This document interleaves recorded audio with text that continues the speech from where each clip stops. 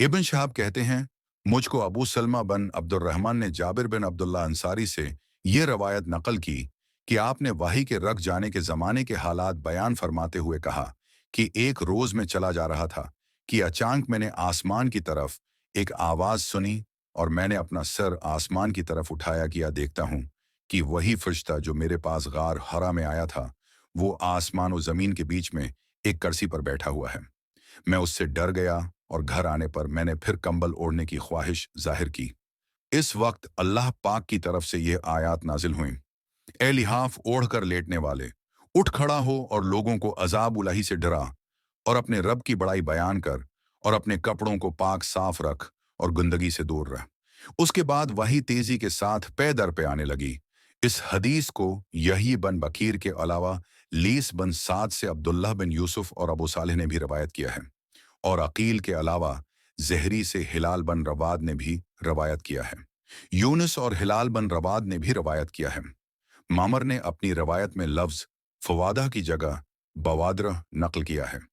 मूसी बिन इस्माइल ने हमसे हदीस बयान की, उनको अबू अवाना ने खबर दी, उनसे मूसी इब्न नबी आयशा ने बयान की, उनसे सईद बन जबीर ने, उन्होंने इब्न अब्बास से कलामुलही ला तहर्रक बिही लिसानक लिताज्जल बिह इलख की तफसीर के सिलसिला में सुना कि रसूल नुज़ूल कुरान के वक्त बहुत सख्ती महसूस फरमाया करते थे, और उसकी इलामतों में से एक ये थी कि याद करने के लिए आप अपने होंठों को हिलाते थे। इब्न अब्बास ने कहा, मैं अपने होंठ हिलाता हूँ जिस तरह आप हिलाते थे। सईद कहते हैं, मैं भी अपने होंठ हिलाता हूँ जिस तरह इब्न अब्बास को मैंने हिलाते देखा। फिर उन्होंने अपने होंठ हिलाए। इब्न अब्बास ने कहा, फिर ये आयत उतरी कि ए मोहम्मद, कुरान को दिल में जमा देना और हमारा जिम्मे है। इब्न अब्बास कहते हैं, यानी कुरान आपके दिल में जमा देना और हमारा जिम्मे है, पढ़ा देना हमारे जिम्मे है। फिर जब हम पढ़ चुके हैं तो उस पढ़े हुए की इत्तिबा करो। इब्न अब्बास फरमाते हैं, इसका मतलब ये है कि आप उसको खामोशी के साथ सुनते रहो। इसके बाद मतलब समझा देना हमारे जिम्मे है। फिर यकीनन ये हमारी जिम्मेदारी है कि आप उसको पढ़ो, यानी उसको महफूज कर सको।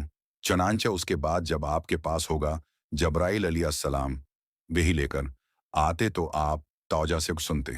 जब वो चले जाते तो रसूल इस वही को इसी तरह पढ़ते जिस तरह जब्राइल अलैहिस्सलाम ने उसे पढ़ा था।